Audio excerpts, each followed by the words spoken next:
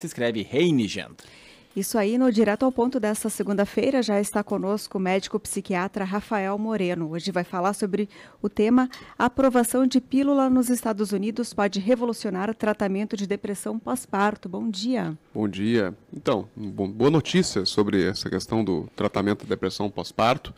Então, a depressão pós-parto é um transtorno, uma doença que acomete uma boa parte das mulheres no período pós-parto. Certo? O início dos sintomas depressivos tem que ocorrer em até 4 semanas até o nascimento da criança. E essa depressão está associada à queda brusca dos níveis hormonais que acontecem logo após o parto. A mulher, durante a gestação, ela tem uma alteração hormonal importante, com uma abundância de vários hormônios femininos, e logo pós-parto essa queda brusca acontece, muitas vezes ocasionando a depressão pós-parto. E se a gente for pegar ali o tratamento da depressão pós-parto até hoje, ele é feito com medicamentos convencionais. A gente vai dar um antidepressivo que vai demorar 2 a 4 semanas para começar a fazer o efeito, se fizer efeito. E veja bem o impacto que isso pode causar, da pessoa não cuidar do filho, não amamentar, rejeitar a criança. Então o impacto da depressão pós-parto é muito grande. E esse medicamento, que tem um nome estranho, tá? Ele tem, na verdade, o nome científico de zuranolona, certo? E lá nos Estados Unidos foi aprovado o nome comercial de Zurzuvae.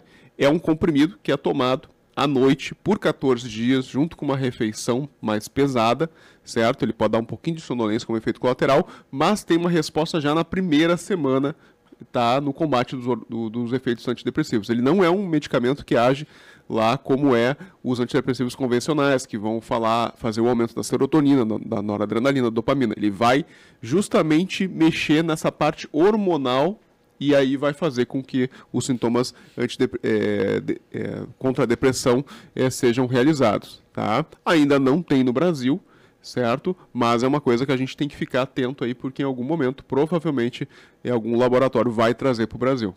Qual que é a resposta que tem dado? Quais são os índices que a gente pode trazer para ter essa aprovação já e até para dar mais esperança, porque a gente sabe que muita gente é acometida aí pela depressão pós-parto. Sim, o medicamento para ser aprovado ele tem que ser melhor que o placebo, tá? Então tem que ter pelo menos uma resposta maior que 50% das vezes.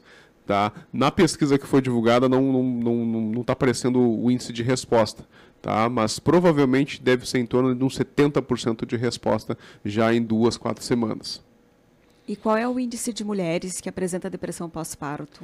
Então, as mulheres muitas vezes apresentam o tal do blues, tá? Que isso é quase, às vezes, 50% das mulheres após o parto vão ter alguma alteração do humor, ou vão ficar mais irritadas, vão ficar mais chorosas, vão ficar mais ansiosas. Esse blues, isso acontece mais ou menos metade das mulheres. Mas a depressão pós-parto aí a gente vai ver em torno de 5% das mulheres. Tá?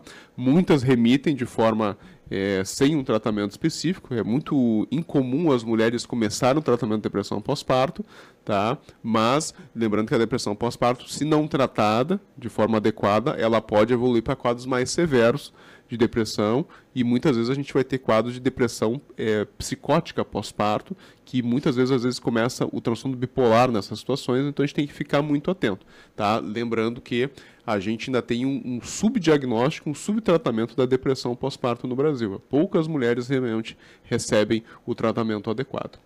Pois é, enquanto que não chega essa pílula aqui no Brasil, qual que é a orientação, o que o senhor pode destacar aí para familiares que percebam isso nas mulheres? Daqui a pouco as mulheres não sabem que estão com depressão pós-parto, ou aquelas que estão querendo achar ajuda, mas não encontram, especialmente na rede pública. O que a gente pode destacar? Primeira coisa é o rastreamento. Acho que seria importante a nível de saúde pública e também a nível dos convênios, tá, de se ter um padronizado na consulta puerperal. A mulher sempre faz consultas com o seu ginecologista pós-parto e depois segue com o pediatra. Tá? Nessas consultas, principalmente no primeiro mês, seria importante padronizar a realização de escala de depressão pós-parto. Existe uma escala hoje, escala de Edinburgh, que é muito fácil de ser aplicada no consultório, e aí a gente consegue rastrear. Ao detectar a depressão pós-parto, dependendo da intensidade da depressão, principalmente depressão leve, não necessariamente a gente vai precisar de um medicamento, mas sim só da psicoterapia, mas se os sintomas já são moderados a graves, vale a pena sim já começar o medicamento. Lembrar que hoje existem alguns medicamentos que podem ser utilizados mesmo na amamentação, eles são relativamente seguros de usar na amamentação, e aí a mãe deve receber sim o medicamento sem o medo de estar prejudicando a criança, porque é muito pior uma mãe deprimida cuidar de uma criança do que o efeito que não é certo do medicamento, né? Lembrando que os medicamentos, existem inclusive medicamentos da rede pública, por exemplo a fluoxetina, tá, que não tem uma evidência de fazer muito malefício para a criança na amamentação. Tá bem, doutor Moreno, muito obrigado pela presença, pelo conteúdo e uma ótima semana. Tá certo, então. Um abraço a todos aí. Médico